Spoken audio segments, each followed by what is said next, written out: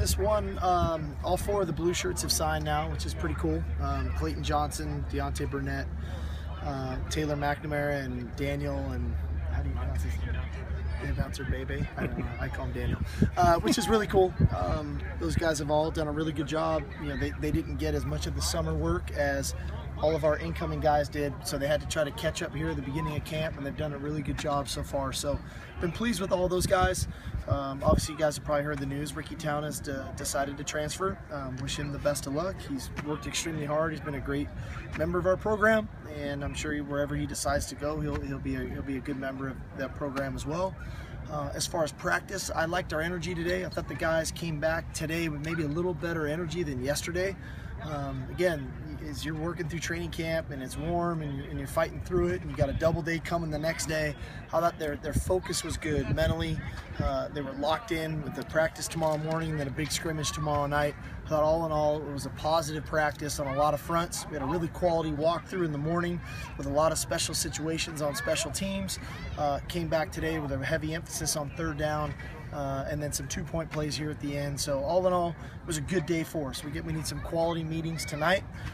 Come back in the morning with a really kind of a 2-minute scenario practice, and then scrimmage tomorrow night. So it was a good day for us that we need to finish off with quality meetings and then come back and have another one tomorrow. Was that a quick thing with Ricky Town, or is that something that's been brewing? Today was the first I'd heard of it. And they just came to you and said, we're leaving? I just met with Ricky, and he decided that he wanted to move on. I wished him luck.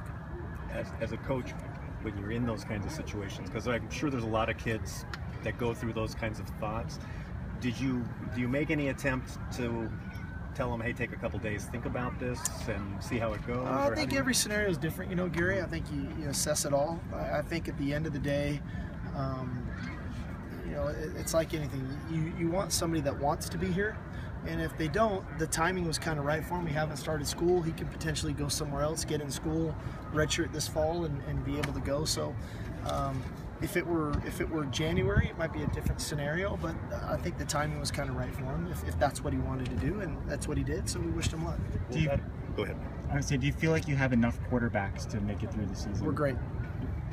Is there any chance that Jalen Green moves back to quarterback now? He's doing really well at wideout right now, you know, and he's helping us. He's done a good job. I think all this really does is give Sam more reps. Obviously, we're really pleased with what Cody's doing and what Max is doing, and now Sam gets more reps, you know. I mean, if we go through 3 quarterbacks in 1 year, we're going to be in trouble at any level, never mind ours. So, how have you felt about Sam? I think Sam's doing well. He's playing good football. I think this is a lot of football going on right now for him. There's a lot of offense, there's a lot of defense, there's a lot of special situations and scenarios going on, so he's working his way through it. He has some really cool flashes where he's making plays, and he has some other plays where we got to coach him. That's our job, and we have to help him develop. Do you think the way Sam has played... Is that an Arkansas Razorback hat? I was just wondering. Your sunglasses must be blurring your vision. I was just wondering. Yes, it is. Okay. Brett Bielema might answer your question. Do you think the way Sam has played might influence Ricky's decision? I don't know. You'd have to ask Ricky that. I don't know. What's the hint of where he's going? Give you any? I have no idea. Yeah. What is the status of Kevon, and what did you think of Jonathan Lockett's performance in his? I think Jonathan's been playing good football for us all camp. I think Jonathan's got a high football IQ.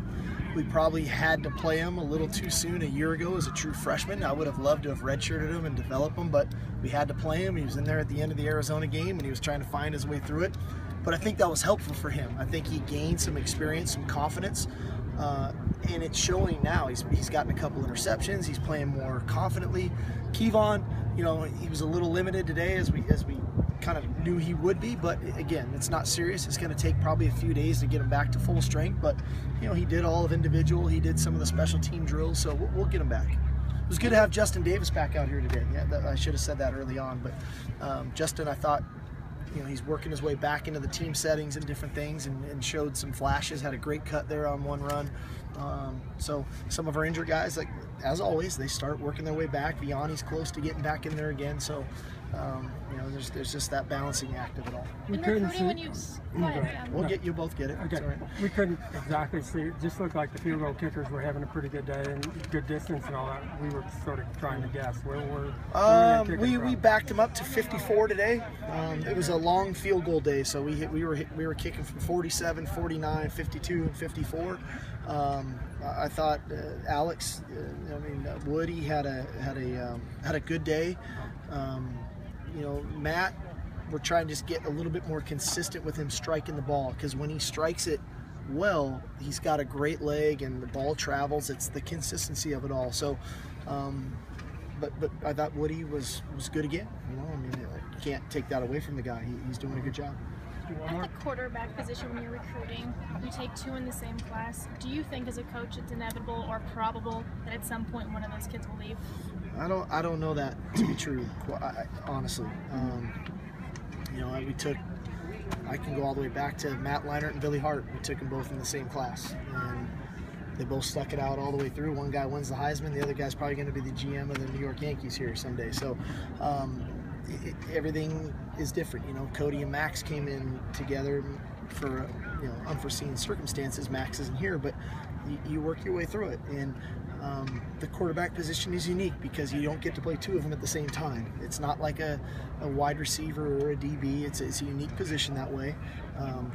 And it takes a certain type of makeup to envision 3-4 years down the road. And it's not always about what's going on right now, but what's happening down the road. And I think Cody's a great example of that. I mean, the guy was barely 3rd string when he first got going here, and now he's on the cover of every magazine in America. So his story's not always like everybody else's. Matt Castle's a different story, where the guy never started a game. He's still playing in the NFL today. So it's just a unique position that way, and everybody approaches it differently. Hey, I transferred when I went to college too, so I don't judge anybody for staying, leaving, for anything. I mean, you have to make decisions for what you think is in your own best interest, and then you move forward, and that's what life's all about. Thank you. Good.